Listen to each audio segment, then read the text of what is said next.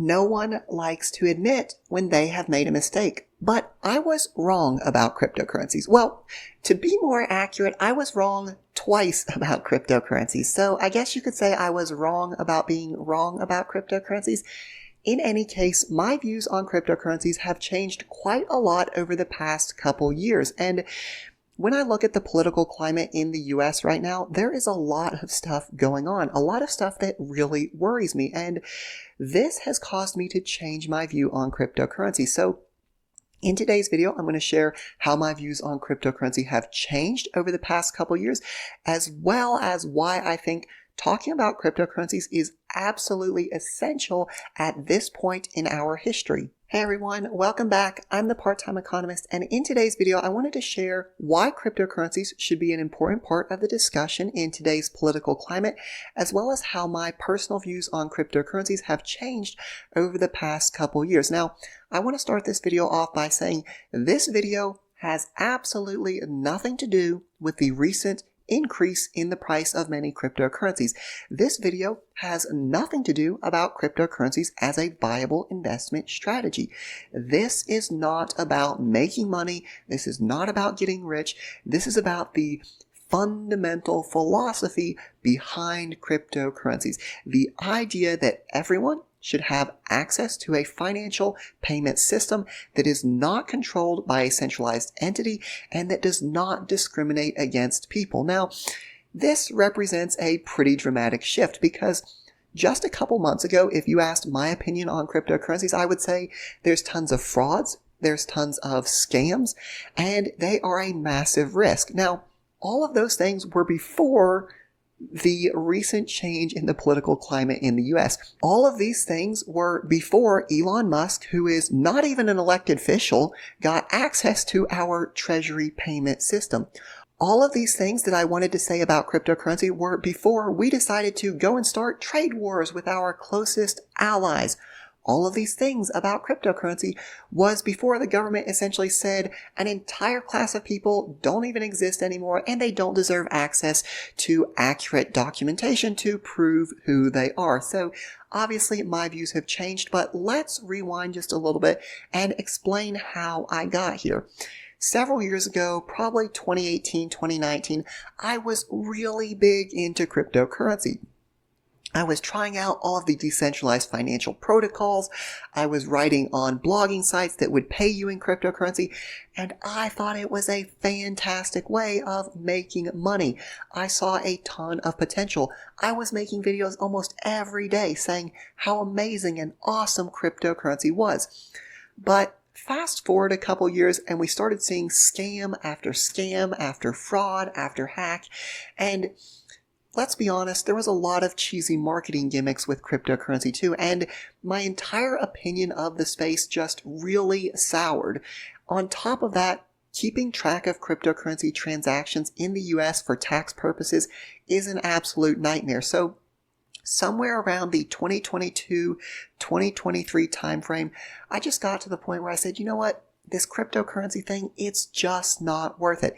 Yeah, maybe I can earn 10% interest in some DeFi protocol, but I could just as easily throw my money into the S&P 500. Now, with the S&P 500, again, this isn't investment advice. I don't have any proof of this, but in my opinion, the S&P 500 is essentially a barometer of the economy.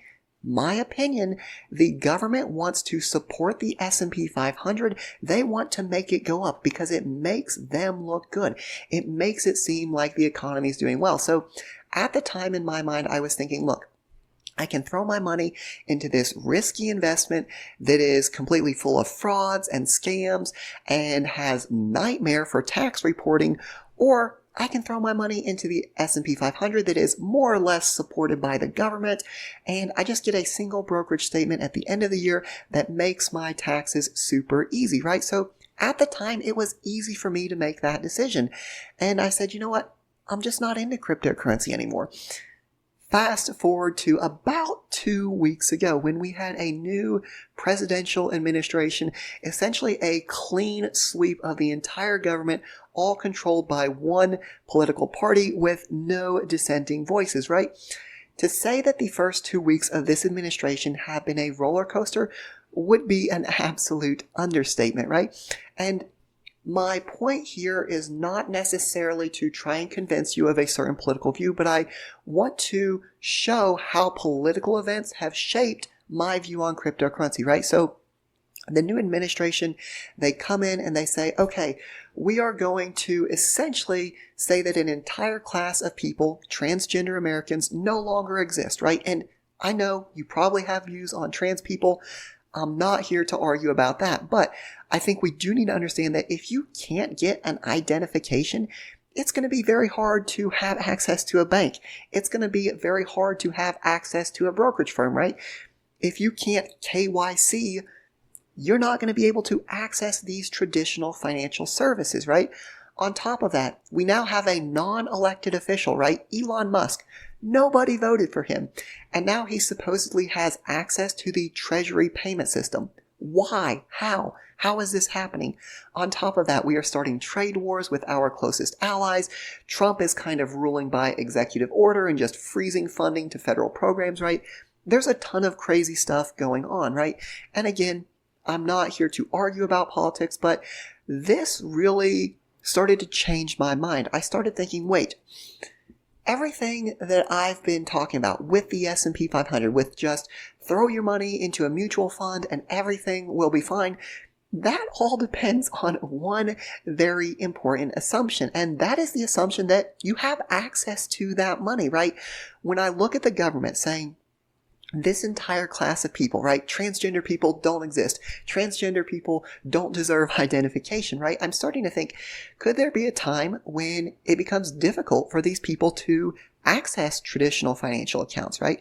When I look at the government saying, yeah, this non-elected official now controls the payment system, right? Could there be a time when political opponents have their assets frozen, right? All of these things are very concerning to me. So that really got me to re-examine my views on cryptocurrencies. Now, let's be clear. I still think cryptocurrencies are incredibly high risk.